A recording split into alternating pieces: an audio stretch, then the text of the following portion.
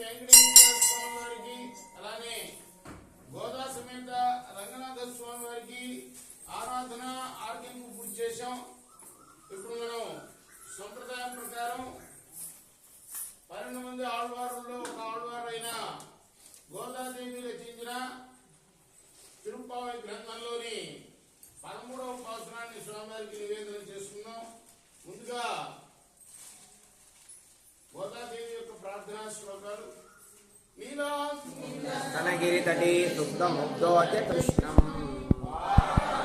సంస్కృతిమధ్యాపయంతి వాచిష్టాయాం సృజనిగలితం యామలకృత్య భుంక్తే గోదా తస్సై నమైదమిదం భూయ ఏవాస్తు భూయః. తమతమణిమాల చారుకల్లారహస్తాం ఘనభరణ నిదాంగి సర్వవాత్సల్య సింధుః కలక వినితా వినిసద్విరా కృష్ణనాథ విష్ణుచిత్తాత్మజా నమః. కర్కటే పూర్వపాల్గొన్యాం తులసీ కాననోద్భవాం మాన్యే విశ్వంభరాం భోలాం వందే శ్రీరంగనాయకీం. కాల్మినువడిగలై శరణం. புள்ளின்வாய் ஈண்டானை புள்ளாம் பரக்கனை வெள்ளிக்களை ஆனந்தனை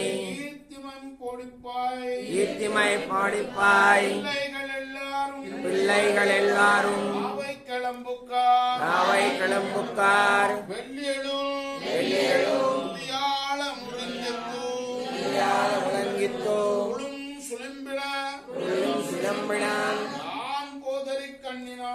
ஆம் போதரி கண்ணனாய் உள்ள குளிராய் நீராடாதே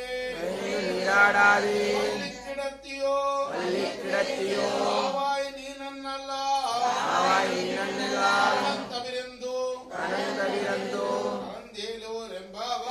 అరందేలో రెంబావాయ్.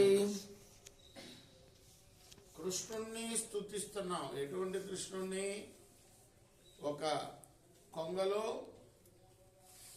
బకాసుడు వచ్చి ఆవేశించి మింగాలని చూస్తే గోపికలందరినీ వాడి యొక్క నోటిని చీల్చి పారేసిన ఆ బాలకృష్ణుణ్ణి స్తుతిస్తూ ఉన్నాం నీ వాకిట్లో నిలబడి. అలానే దుష్ట రాక్షసుడైన రావణుడి యొక్క 10 తలను కూడాను ఏదో చెట్టు చిగుళ్ళు తుంచేసినట్టుగా తుంచి వేసేసాడే, అటువంటి ఆ శ్రీరాముని కూడా గానం చేస్తున్నాం మేము. ఇప్పటికే మాతో ఉన్న కొంతమంది వ్రతక్షేత్రానికి చేరారు. నువ్వేమో ఇంకా తలుపే తెరవల.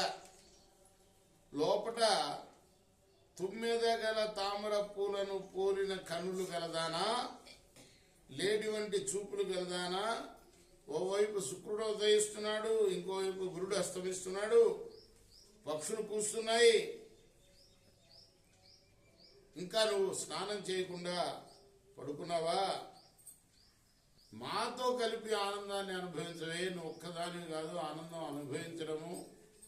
నీ చూపు ఒక్క లవలేశం మా మీద పడినా చాలు, నువ్వు తలుపు తెరిచి మా మీద నీ చూపును ప్రసరించు, మాతో కూడా వ్రతానికి రా. లవలేశం అంటే మనం కన్ను ఇలా ఇస్తాం కదా, దీన్ని మనం నిమిషం అంటాం కదా. మా హిందువుల పద్ధతిలో నిమిషం అంటే ఏంటంటే కన్ను రెప్ప కొట్టడం నిమిషం. ఆ నిమిషంలో 334వ భాగాన్ని లవలేశం అంటారు. మహాత్ముల యొక్క దృష్టి అంత ఒక లవలేశం పడినా చాలు మేము తరించిపోతాము అని దీనిలో ఉన్న అంతరార్థం అన్నమాట. కృష్ణార్పణమస్తు. ఆండాల్.